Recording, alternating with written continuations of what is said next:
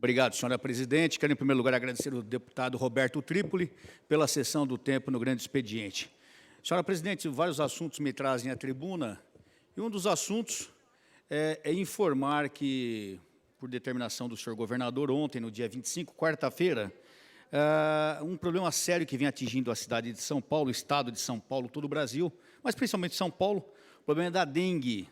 A Polícia Militar, a nossa Polícia Militar, estará, além do seu serviço normal de patrulhamento, além das suas atividades normais de atendimento ao público, a partir dessa quarta-feira, nós teremos 30 médicos da Polícia Militar atuando diretamente no problema da dengue, no problema de saúde que atinge todo o estado de São Paulo. É um problema que todos nós devemos nos preocupar, porque somos vítimas propensas também.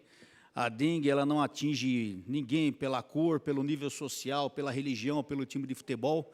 Todos os seres humanos estão propensos a pegar essa doença terrível. E é até uma ironia, né? Nós nos sentimos tão fortes, tão corajosos, senhora presidente. Tanta energia e um pernilongo acaba tirando a nossa vida. É uma situação terrível, inusitada até, porque mostra a fragilidade do ser humano. É para lembrar, isso é permissão até de Deus para que o ser humano lembre quão frágil ele é e lembre da sua pequenez nesse universo. Mas nós temos que combater isso aí. E a Polícia Militar faz a sua parte, colocando os seus médicos, excelentes médicos militares, no atendimento da população. A população tem a certeza, todos que nos assistem pela TV Assembleia, que a Polícia Militar está participando ativamente desse combate à dengue, não só através dos seus patrulheiros, homens e mulheres na rua, mas também agora através do seu corpo médico, atuando diretamente no combate à doença. Eu ouvi aqui os deputados que me precederam, eu ouvi com bastante atenção os problemas que afligem o Brasil, problema de moralidade, problemas legais, problemas de corrupção.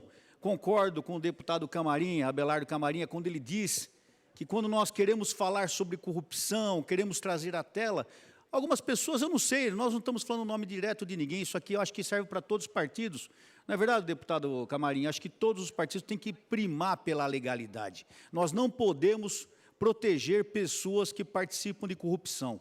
A pessoa que pega o dinheiro público é como um assassino, porque quando ele pega o dinheiro público para si, ele está tirando dinheiro público dos hospitais. Nesse momento, nós temos milhares de pessoas em centenas de hospitais, não só em São Paulo, mas em todo o Brasil, morrendo nos corredores, sendo tratada nos corredores. Eu, como policial militar, cansei de levar vítimas de acidente, de tiroteio, ou até a gente, às vezes, passando com a viatura na rua, éramos solicitados, levávamos uma pessoa para o hospital, chegávamos no hospital, num pronto-socorro, e hospitais, às vezes, de boa qualidade, de ótima qualidade, não tinha lugar para pôr o cidadão, era obrigado a deixar o cidadão numa maca no corredor. É uma coisa subhumana. Enquanto isso, vários políticos, várias pessoas públicas que têm a obrigação de zelar pelo povo, estão aí envolvidos em atitudes que estão pegando o dinheiro do povo. Isso é uma coisa vergonhosa, essas pessoas merecem ir para a cadeia sem piedade. Mas eu notava o seguinte, no Brasil nosso atual, moralidade, legalidade são palavras difíceis, e nós policiais, senhora deputada, senhora presidente, nos sentimos muitas vezes numa situação difícil, porque nós estamos na rua para cumprir a lei, prender o indivíduo que pratica o crime, muitas vezes nos envolvemos em tiroteio, arriscamos a nossa vida, seja de serviço, seja de folga, e nós vemos atitudes, às vezes, do governo que nos espantam, porque o governo, em vez de primar pela legalidade, primar pelo bom exemplo e pôr na cadeia quem merece, ele, às vezes, toma algumas atitudes que nos assustam. Eu ouvi atentamente os deputados falarem e me lembrei de uma situação recente aqui, que aconteceu, inclusive, em São Paulo, com um terrorista italiano, que ele foi preso há tempos atrás aqui no Brasil, e vive no preso, vive solto. É uma situação estranha, é o Cesare Battisti. Cesare Battisti, esse cidadão aqui, ele participou de alguns crimes na Itália, é acusado de 4 homicídios, inclusive também de um atentado onde uma pessoa, um advogado, filho de alguma pessoa importante, teria ficado paraplégico, uma situação terrível. E ele veio para o Brasil, e aqui no Brasil ele foi preso e depois foi colocado em liberdade. Hoje esse cidadão criminoso, um assassino, condenado à prisão perpétua no seu país, com direito nem a banho de sol, estava escrito aqui pelo que eu li alguma coisa, aqui no Brasil ele vive livremente, vive, inclusive, deputado, como se fosse um artista, é estranho, né? Vive sob os holofotes, as pessoas fazendo artigos jornalísticos sobre ele, querendo defender, querendo justificar o crime dele.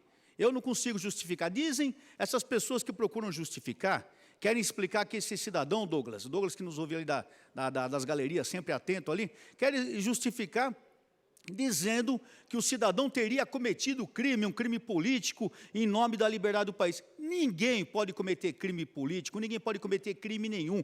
Todos nós somos iguais perante a lei. Se o cidadão cometeu crime, ele tem que pagar pelo que fez. Eu entendo o seguinte, se o governo legitima isso, senhora presidente, então qualquer pessoa que se sentir traído pelo governo, seja em que nível for, ele vai se sentir no direito de começar a fazer atentado contra as autoridades, contra mim, contra a senhora, contra o governador e contra o presidente. E nós vamos ter que aplaudir essa pessoa. Porque quando é do interesse do governo, ele acha que a pessoa cometeu um atentado contra um governo que ele não é muito amigo, ele legitima a atitude do criminoso. Então, nós precisamos mudar essa postura. Nós não podemos acatar. Eu ouço muito outra coisa, pelo fato de eu ser policial militar, muitas pessoas, às vezes, até a imprensa, às vezes, de uma maneira um pouco desatenciosa, um pouco com falta de atenção, nos acusa de sermos favoráveis à ditadura militar, o que é um absurdo. Eu já disse para todo mundo, eu nasci em 1961, quando houve o golpe em 64, eu tinha 2 anos e pouco, eu não participei em nada disso, mas por sermos militares levamos essa pecha, é muito estranho. E as pessoas que mais gritam contra os militares aqui no Brasil, contra os policiais militares, apoiam ditaduras militares terríveis, seja em Cuba, seja na Venezuela, seja na Bolívia, que estão fazendo absurdos, lá na África, no Congo, etc., fazendo absurdos contra os crimes, contra a humanidade, contra os direitos humanos. E o nosso governo não se apresenta contra isso. O nosso governo, ao invés disso, o governo brasileiro, ele vai lá e legitima a atitude dessas pessoas.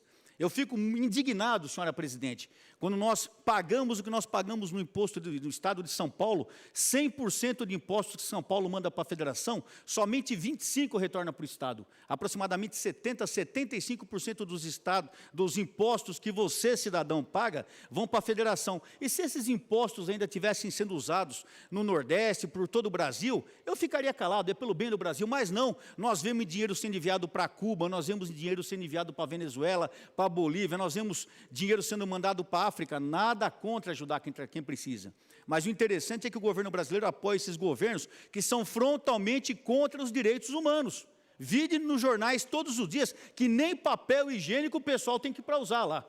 E nós estamos mandando dinheiro para lá. Por quê? Nós temos que ser contra isso. Nós temos que valorizar o trabalhador, nós temos que valorizar aquele que cumpre a lei, o cidadão que paga impostos, o cidadão que estuda, o cidadão que cria seus filhos. Nós não podemos compactuar com governos que afrontam, criminalizam, arrebentam os direitos humanos e depois aqui dentro da nossa pátria, nós queremos criticar os militares e as polícias militares, dizendo que nós não preservamos os direitos humanos. Isso é um absurdo. Não existe, senhora presidente, eu falo com tranquilidade porque servi 33 anos no serviço ativo e sou policial militar até hoje. Não existe um serviço, senhores e senhoras deputados e deputadas, que faça mais questão de lutar pelos direitos humanos do que a polícia militar.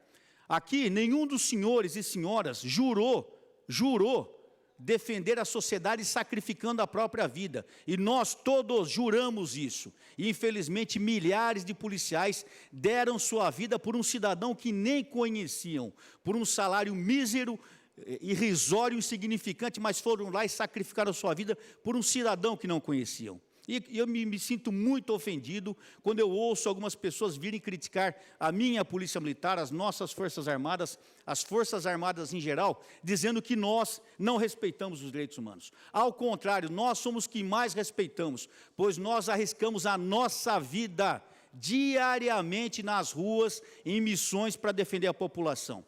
O interessante é que muitas organizações, muitas ONGs, muitas pessoas que ficam gritando isso aos 4 ventos, recebem para gritar isso, vivem disso, fazem disso um meio de trabalho. Aí eu pergunto a todos que nos assistem, quem realmente está preocupado com você, cidadão? Aqueles que se arriscam diariamente pela sua segurança, pela sua saúde, pela sua maneira de viver mais confortável, ou aqueles que somente gritam, falam e não fazem nada para melhorar? Falam que se preocupam com o pobre, mas a situação do Brasil está aí terrível. Temos uma pobreza infinita nesse país. Precisamos melhorar? Precisamos. Cremos no melhor do governo? Creio, quero crer. Quero crer que todos os governos fazem o melhor para melhorar, mas não para tornar a situação mais fácil do cidadão. Mas, infelizmente, senhora presidente, não é essa a realidade que nós temos visto.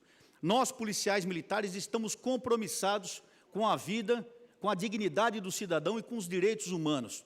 E tenho certeza que eu, o coronel Camilo, o delegado Olinha, que são policiais, nós iremos lutar pelas nossas forças de segurança, iremos conversar diariamente com os senhores e senhoras deputados aqui dessa casa, para trazê-los juntos nessa luta, lembrando que a polícia militar, a polícia civil, as tropas de segurança não lutam por um partido A ou B. Nós não somos partidários, nós somos cidadãos policiais militares, policiais civis, militares, que lutam pelo cidadão, indistintamente do seu partido, do seu credo religioso, do seu time de futebol.